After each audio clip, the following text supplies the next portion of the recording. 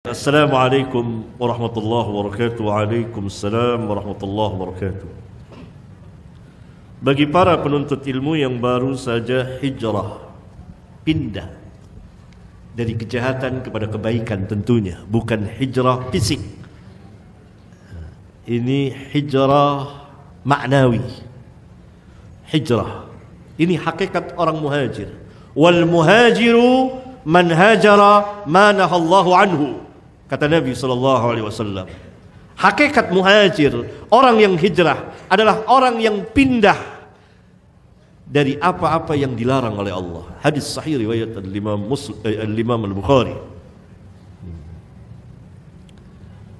Ya, hijrah. Dan memang kita harus terus hijrah. Hijrah ini berlangsung terus. Adapun hijrah fisik itu pada waktu-waktu tertentu. Hijrah dalam arti ini, hijrah maknawi, saya sering mengistilahkan dari dan kepada. Dari syirik kepada tauhid, hijrah ke tauhid. Dari bid'ah kemana? Ke sunnah. Bukan sunat ya, sunnah. Dari yang haram kepada yang batil, dari yang haram kepada yang halal. Dari syar, dari kejahatan kepada khair, kebaikan. Dari kebatilan kepada hidayah. Dari berada di firqah sesat menuju pada firqah an-najiyah. Dan begitu seterusnya. Hijrah sepanjang hayat kita, dari dan ke. Dalam bahasa Arab, ila, min dan ila. Min ila, min asy-syirki ila tauhid, min asy-syarri ila al-khair, dan seterusnya. Ilmu dan amalan apa yang paling benar untuk mendapat rahmat Allah Ta'ala? Seluruh ilmu Allah rahmati, seluruh amal yang disyariatkan dirahmati. Perhatikan hadis Nabi yang mulia alaihi salatu wassalam. Ini dalam rangka menjawab bahwa kebaikan dirahmati oleh Allah tabaraka wa ta'ala, yang berasal dari Allah, yang Allah syariatkan melalui lisan Nabi yang mulia alaihi salatu wassalam. Dalam hadis sahih riwayat Imam Muslim, man shalla alayya salatan sallallahu alaihi biha ashran. Barang siapa yang berselawat kepadaku satu kali selawat saja, satu kali selawat, niscaya Allah akan berselawat kepadanya 10 kali. Maknanya Allah memberikan rahmat, memberikan kebaikan kepadanya. Sekarang saya jawab, ilmu apa? Ilmu manhaj dan akidah. Manhaj itu cara sikap kita beragama, metode di dalam memahami dan mengamalkan serta mendakwakan agama ini. Harus ada manhaj, harus ada cara. Itu manhaj, dan itu asas. Dan manhaj ini luas sekali. Manhaj ilmiah kaum salaf di dalam bab ilmu. Tidak boleh seorang pun berbicara tanpa ilmu. Kalau ada di dalam Islam orang yang tidak berilmu dan dia berbicara tanpa ilmu, maka dibuka aibnya, dijelaskan. Bayin, kata ulama, bayin. Karena manhaj salaf terhadap ilmu sangat ketat sekali. Dan di kitab ini saya jelaskan nanti ketika saya berbicara tentang penjagaan dan pemeliharaan Allah tabaraka wa ta'ala terhadap Al-Quran dan Sunnah. Siapa saja di dalam Islam yang tidak thiqah di dalam riwayat hadis di dalam ilmu, kemudian dia tampil sebagai ustadz, menyamar sebagai ahli ilmu, maka diterangkan, dibuka auratnya, dan itu bukan ghibah, asalkan oleh orang yang ahlinya. Coba buka halaman 228, kitab yang sedang kita bahas ini.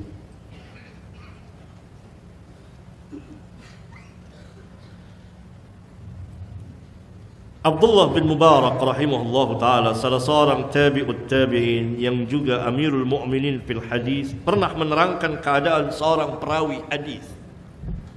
Dan beliau mengatakan bahwa perawi itu pembohong, yakni pasti riwayatnya palsu.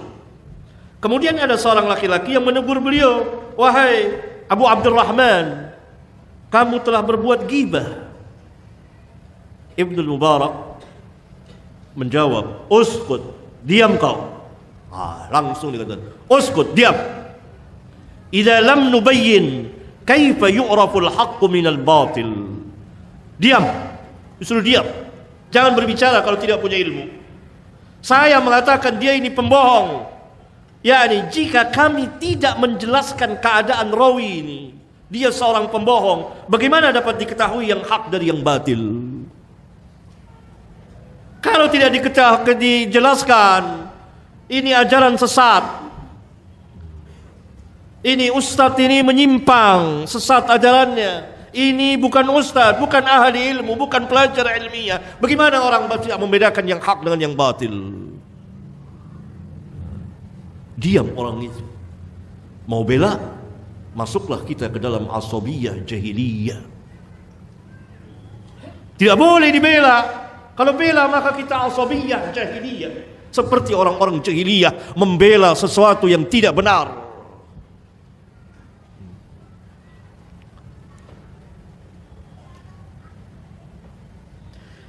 Bukan hanya Abdullah bin Mubarak, lihat lagi, Imam Ahmad pun pernah ditanya oleh seseorang, oleh Muhammad bin Bundar, "Wahai Abu Abdullah, sungguh sangat memberatkanku untuk mengatakan bahwa si fulan itu adalah seorang pembohong." Maka Imam Ahmad menjawab seperti jawaban Abdullah bin Mubarak, "Idza sakatta anta wa sakattu ana." Jika engkau diam dan aku pun diam, tidak menjelaskan keadaan orang itu, dia pembohong. Famata ya'riful jahilus sahiha minas sakim. Kapan orang yang bodoh itu bisa tahu mana yang sahih dan mana yang tidak sahih? Kalau engkau diam, saya juga diam, tidak menjelaskan, kapan orang bisa tahu?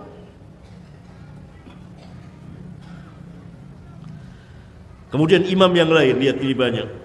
Imam Ibnu Ulayyah menjelaskan tentang keadaan rawi ini, dhaif ini, begini dan gini.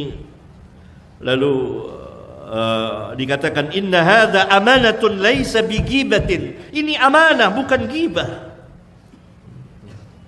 Ghibah itu lain, beda. Ini amanah, menegakkan agama, din. Imam Ahmad duduk di majelis menjelaskan bahwa si fulan dhaif, sedangkan si fulan thiqah. Ini di majelis besar. Lihat hati Imam Ahmad sebesar gunung, kuat hatinya. Hati kita tidak kuat. Demi apa? Demi din. Di majelis besar, fulan disebut langsung namanya. Imam Ahmad ahlinya, karena harus orang ahlinya yang berbicara, bukan orang-orang bodoh. Fulan dhaif, fulan thiqah, fulan dhaif disebut. Maka Abu Turab yang hadir di majelis itu mengatakan, "Hei Syekh, ditegur langsung. Janganlah engkau menggibahkan ulama." Itu yang disebut oleh Imam Ahmad berarti ulama. Bagaimana yang bukan ulama? Yang bukan ustaz tapi menyamar sebagai ustaz. Ini. Maka Imam Ahmad mengatakan, "Waihaka, kesian kamu ini. Hadza nasiha, ini nasihat. Laisa hadza ghibah." Saya tidak menggibahkan ulama. Saya katakan dia dhaif dalam ilmunya, dia dhaif dalam riwayatnya, dia thiqah. Saya tidak menggibahkan, gibah beda. Begitu dan banyak lagi. Maka diperlukan manhaj. Itulah manhaj ilmiah kaum salaf. Maka penanya harus belajar, nuntut ilmu atau membaca kitab ahli ilmu yang bermanhaj hak. Tidak boleh duduk di majelis siapa saja yang tidak ahli ilmu dan disaksikan keilmuannya oleh ahli ilmu. Apalagi manhajnya menyimpang. Ini manhaj ilmiah. Pentingnya manhaj ini. Ini asas manhaj salaf. Orang-orang yang tidak berilmu tidak boleh berbicara tentang ilmu. Antum lihat tadi para imam tidak ada rasa takut sama sekali. Dibuka auratnya orang itu. Untuk apa? Pemeliharaan terhadap agama. Lihat di zaman kita, orang tidak bisa tidak bisa ilmu Islam kecuali sekedar nyontek sana, nyontek sini, lalu berceramah, mengajar dan lain sebagainya. Tidak punya dasar ilmiah, tidak bermanhaj dengan manhaj yang hak, yang lurus, manhajul Rasul, manhajul sahabah. Musibah. Kalau hidup pada zaman dahulu, namanya disebut setiap hari di majelis. Fulan dhaif. Imam Ahmad di majelis besar, tapi yang menyebutnya ahli ilmu atau para pelajar ilmiah.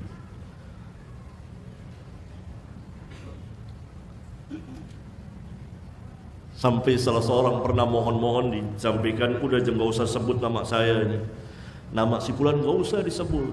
Kata ulama itu, ya saya pikir-pikir dulu. Saya pikir nggak bisa, ini agama harus saya sebut. Gitu. Itu manhaj. Ini ilmu. Kemudian baca kitab-kitab akidah as-sahihah dan menerapkannya dan beramal apa yang Allah wajibkan dan seterusnya. Begitu.